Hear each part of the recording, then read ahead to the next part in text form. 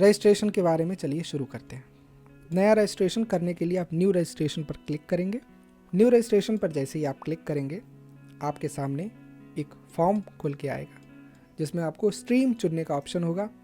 इसमें आप आयुर्वेद, होम्योपैथी, यूनानी और सिद्ध इनको आप चुन सकते हैं। मैं आयुर्वेद चुन रहा हूँ। जो भी कैंडिडेट का रोल नंबर होगा वो कैंडिडेट का रोल नंबर इसमें डाला जाएगा। इसके बाद कैंडिडेट का जो एप्लीकेशन नंबर होगा वो डाला जाएगा, आपके एडमिट कार्ड पर अवेलेबल है। कैंडिडेट का नाम जो AIA PGET 2020 के अकॉर्डिंग है वो, माता का नाम जो AIA PGET 2020 में आपने भरा है वो, डेट ऑफ बर्थ जन्म तिथि आपकी, मंथ, दिन और ईयर फॉर्मेट में। इसके बाद मोबाइल नंबर आपका और ईमेल आईडी ये हो जाएगा। सिक्योरिटी पिन यानी कैप्चा कोड जो नीचे दिख रहा है उसको आप देखेंगे। अगर आपको कैप्चा कोड नहीं समझ में आ रहा है तो पास ही में एक रिफ़्रेश का ऑप्शन है, उस पर क्लिक करके आप रिफ़्रेश कर सकते हैं और अपना सिक्योरिटी पिन फिर से नया देख सकते हैं और उसको उसमें डाल सकते हैं। सिक्योरिटी पिन और सभी प्रविष्टियों को एक बार आप फिर से अच्छे से जांच लें कि आपने जो जो भरा है वो सब सही है।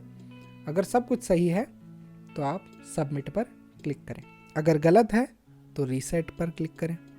जैसे ही आप क्लिक करेंगे कैंडिडेट एग्रीमेंट का ऑप्शन आएगा जिसमें मिनिस्ट्री ऑफ आयुष की जो टर्म्स एंड कंडीशंस है उनके बारे में आपसे एक एग्रीमेंट लिया जाएगा, जिसमें आपसे कहा जाएगा कि मैं सारे इन्फॉर्मेशन ब्रोशर के थ्रू गया हूँ, मैंने सारी बातें अच्छे से पढ़ी हैं और जो भी एडमिशन प्रोसेस के रूल हैं मैं उनको मानूंगा और जो भी मिनिस्ट्री ऑफ आयुष के सीटों के बारे में उसके जो निर्देश हैं उनका पालन करूंगा।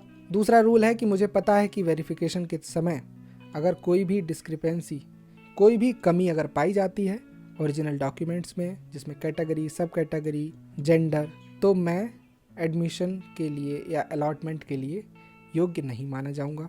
मैं जानता हूं कि पर्सनल जो सूचनाएं मेरे द्वारा जो भी प्रोवाइड की गई हैं वो जेन्युइन हैं और ऑथेंटिक हैं।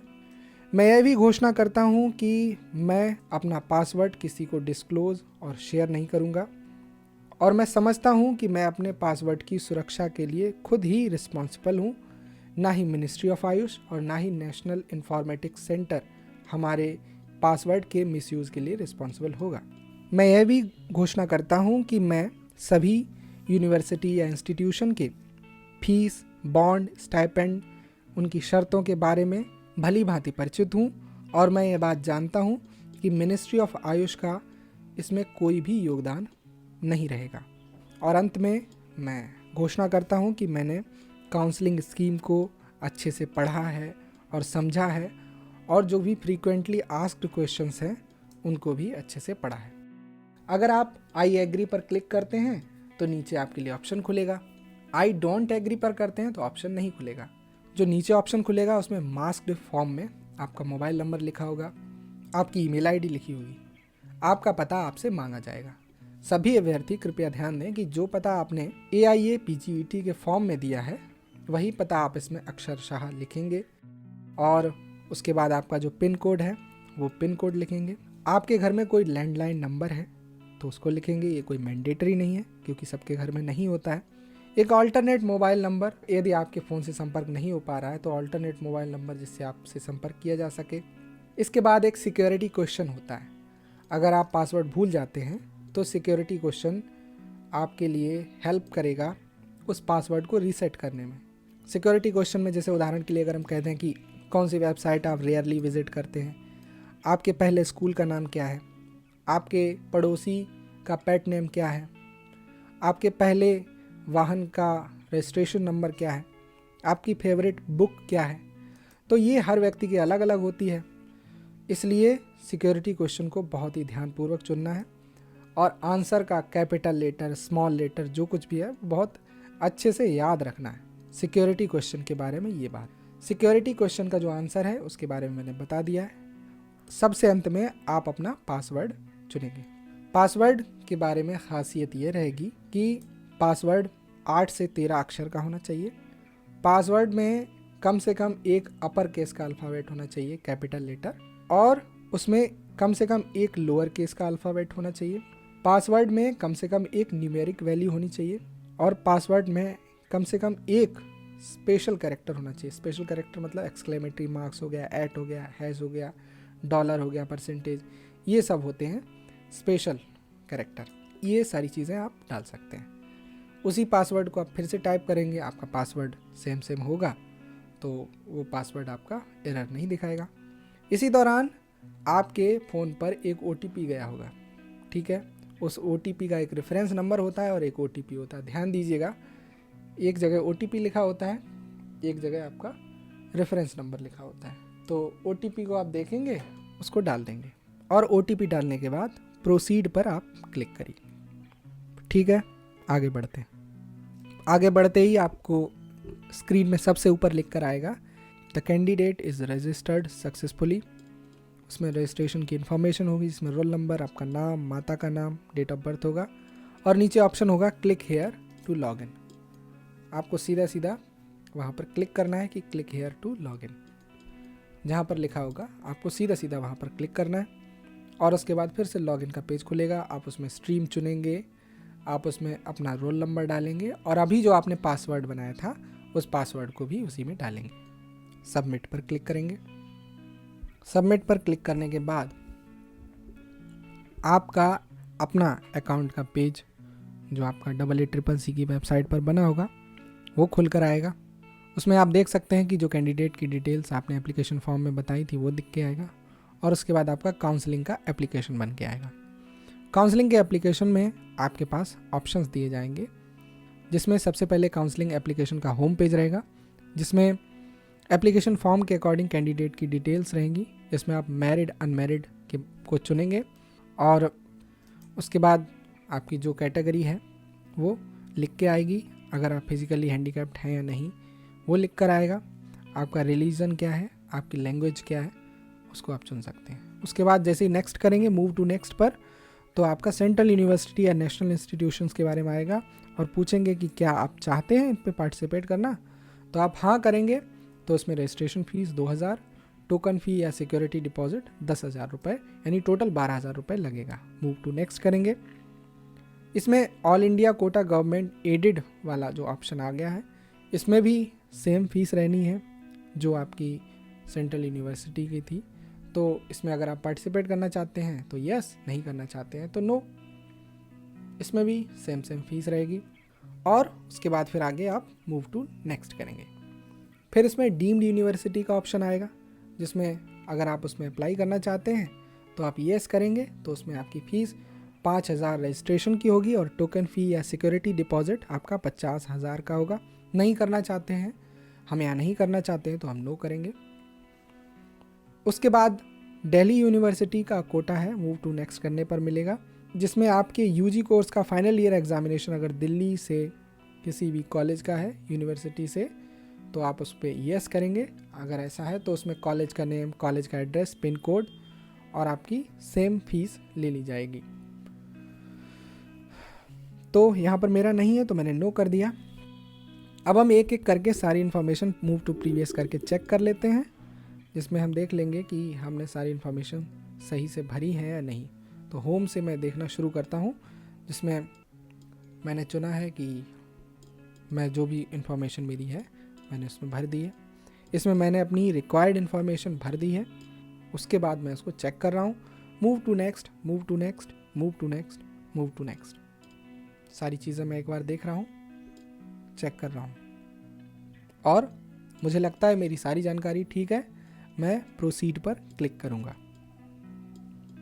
प्रोसीड पर क्लिक करते ही काउंसलिंग एप्लीकेशन का डिटेल आपसे फिर से कंफर्म कराएगा, जिसमें आपकी सिलेक्टेड काउंसलिंग जो आपकी है, आप जिन जिन के एलिजिबल आपने अभी भरा है वो सब लिख के आएगा और उसमें एक एक ऑप्शन को अलग अलग से अच्छे से दिखाएंगे ताकि कोई गलती ना हो।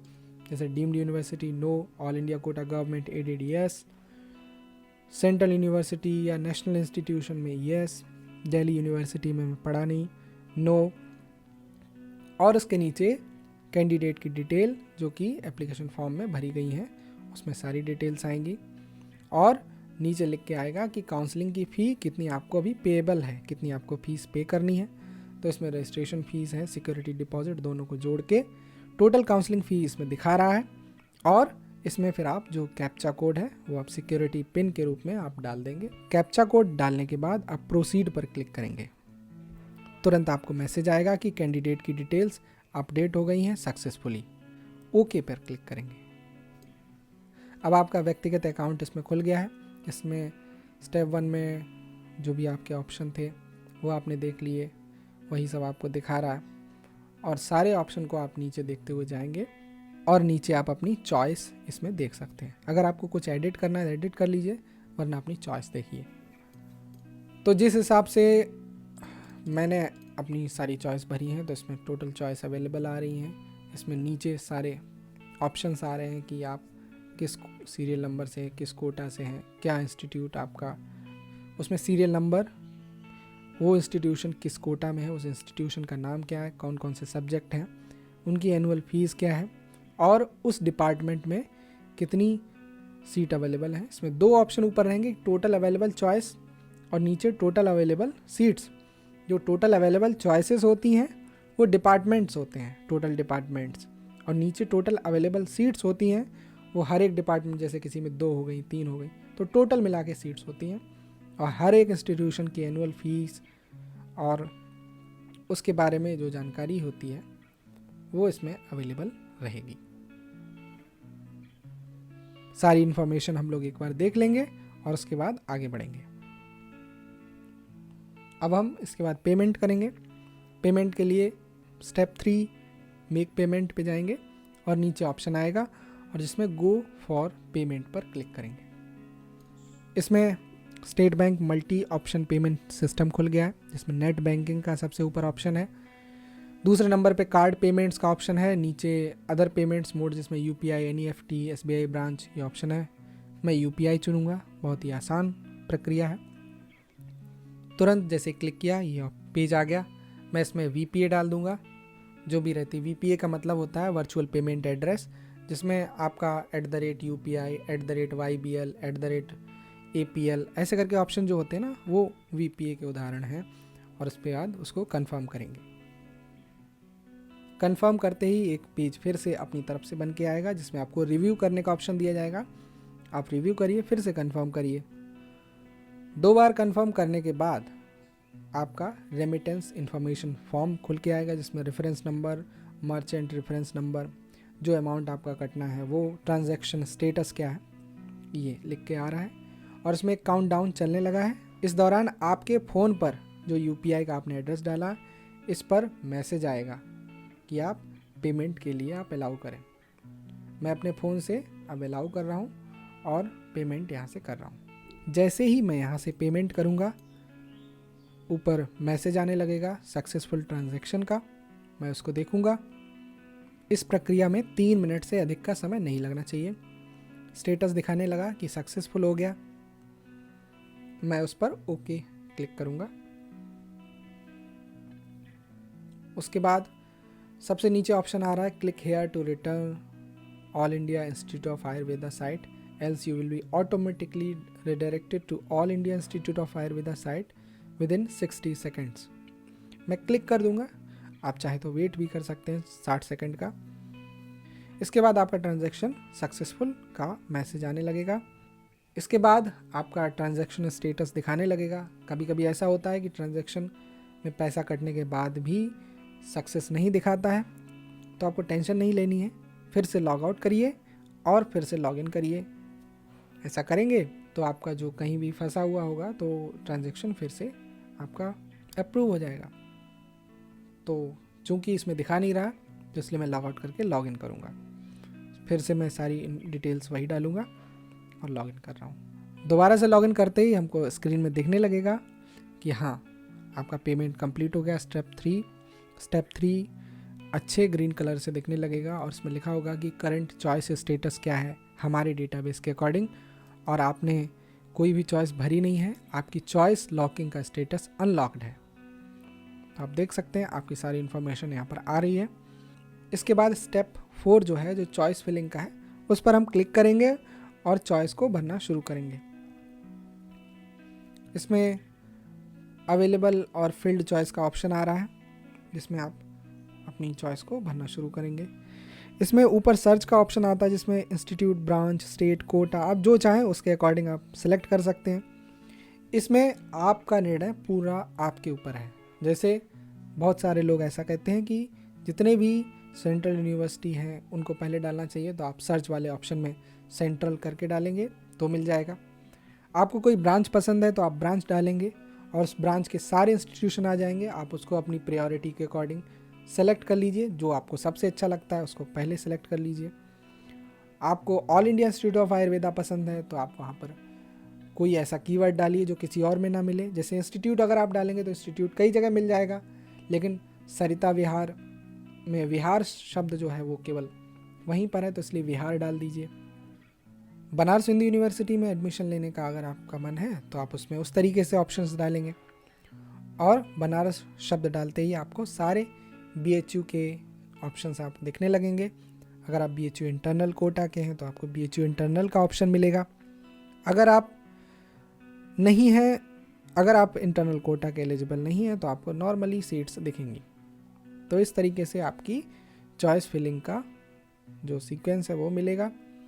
आपकी जैसे ही आप इस पर प्लस पर क्लिक करेंगे, दूसरे हिस्से में जो कि आपके राइट साइड में है, आपकी वो चुनिंदा ब्रांचेस या चुनिंदा आपकी चॉइस राइट हैंड साइड पर दिखने लगेंगी और वो सबमिटेड चॉइस कही जाएंगी तब तक जब तक आप उनको ऊपर दिख रहे सेव एंड गो होम पर क्लिक नहीं करेंगे।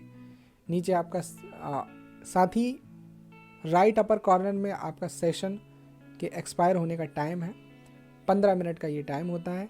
इस टाइम के बीच ही आपको सारी चॉइस चुननी है और उनको save and go to home पर करना है। इस तरीके से आप अपनी सारी चॉइस चुन सकते हैं और पूरी प्रक्रिया मैं आपको यहाँ पर दिखा रहा हूँ। जैसे यदि इसमें मैं पहली चॉइस शल्य को डालता हूँ तो ये ऑप्शंस आपको दिख रहे हैं और मैं एक एक करके सारे इंस्टीट्यूशन को सिलेक्ट करता जाऊँगा और जो जो उस इंस्टीट्यूशन के अकॉर्डिंग या जो जो भी मेरा मन होगा उसको उसी सीक्वेंस में मैं करता जाऊँगा। हर इंस्टीट्यूट के ऊपर जैसे आप कर्सर घुमाएंगे, ग्रीन कलर से आपको सारा उस इंस्टीट्यूशन के बारे में जानकारी मिलेगी, उसकी फ़ीस क्या है, वहाँ पे स्टाइपेंड वगैरह उसके बारे में सारी जानकारी आपको मिलती जाएगी। ये सेशन कर रहे हैं, आप सारे सर्च करें, आप उसी के अकॉर्डिंग उसको करें। इसमें मूव अप मूव डाउन का एरो है, आप अपनी प्रायोरिटीज़ को उसी के अकॉर्डिंग भरें। जिसमें आपका सबसे ज़्यादा मन है, सबसे ज़्यादा आपको पसंद है, उसको सबसे ऊपर रखिए, जो आपको पसंद नहीं है उसको नीचे रखिए और सारी चॉइस को उसी के अकॉर्डिंग भरिए। मुझे लगता है, मेरा व्यक्तिगत मत ये है कि आप पहले अपनी सभी पसंद की चॉइस भर दीजिए और लास्ट में सारी जो चॉइस बाकी बची उनको प्लस प्लस प्लस प्लस करके ऐड करके उसमें नीचे छोड़ दीजिए। कोई दिक्कत नहीं है, इसमें कोई घाटा नहीं है, क्योंकि आपको अपने पसंद की चॉइस पहले ही मिल जाएगी। यदि नहीं मिलती है तो कम से कम आपके पास ये तो रिग्रेट करने का ऑप्शन नहीं रहेगा कि काश यही मिल जाती। तो आपने सारी चीज़ें भर दी तो आप निश्चिंत हैं कि उनमें से तो कोई ना कोई आनी है। पहली तो बात यही है कि आपको जो मिल रही है वही मिल जाएगी, वरना आपको कोई ना कोई तो आनी ही है आपके पास। और सेव एंड गो होम कर दीजिए। दूसरा, एक मैं आपको और इसके फीचर के बारे में बताने जा रहा हूँ। इसमें एक ऑप्शन होता है कि चॉइस को मूव करने का। चॉइस को मूव करने के लिए आप चॉइस पे जाइए, चॉइस मूव का ऑप्शन पे सिलेक्ट करिए और वहाँ से आप अपनी चॉइस देख लीजिए। जैसे माना कि किसी को कोई नॉन स्टाइपेंडरी सीट को नहीं लेना है तो वो उस नॉन स्टाइपेंडरी सीट के बारे में जान ले। जैसे Rishikul government PG Ayurvedic college and hospital Haridwar में नॉन स्टाइपेंडरी सीट है। मैं इस सीट को लास्ट में डालना चाह रहा हूँ, तो मैं क्या करूँगा, मैं इसको चुनूँगा और मैं जान लूँगा कि आखिरी नंबर क्या है। तो आखिरी नंबर जैसे यहाँ पर 87 है तो मैं इसको आखिर में डालना चाहता हूँ। मैं जाकर पहले Rishikul government Ayurvedic PG college को ऊपर सेलेक्ट करूँगा और मूव टू वाले ऑप्शन में 87 नंबर जहाँ पर हमको मूव करके ले जाना है वहाँ पर मैं क्लिक कर दूँगा। इसमें एक मैसेज दिखाएगा, सक्सेस मैसेज। इसमें लिखा होगा कि ये चॉइस ऑप्शन नंबर 12 से यहाँ पर मूव कर रही है, कन्फर्म। हम कन्फर्म कर देंगे और लीव कर देंगे। मेरी चॉइस कन्फर्म हो जाएगी और जो मुझे जहाँ पर उसको मूव कराना है वहाँ पर ये मूव हो जाएगी। तो इस तरीके से आप अपनी सारी काउंसलिंग की प्रक्रिया को पूरा कर सकते हैं। लॉक चॉइस का ऑप्शन आपको तभी अवेलेबल होगा जब आखिरी दिन होगा। आप अपना पासवर्ड बदल सकते हैं और लास्ट में हमेशा ध्यान रखिए कि सारी चॉइस भरने के बाद आपको लॉग आउट ज़रूर करना है, कि ये बहुत ही आवश्यक है। आपके पासवर्ड के लिए कोई भी दूसरा व्यक्ति रिस्पॉन्सिबल नहीं होगा। आप अपने पासवर्ड, आप अपनी चॉइस के खुद रिस्पॉन्सिबल हैं। मुझे आशा है कि मैं इस पूरी प्रक्रिया को आपको समझाने में सफल रहा हूँ। All the very best, thank you. और इस तरीके से आप सारे चॉइस को भर सकते हैं।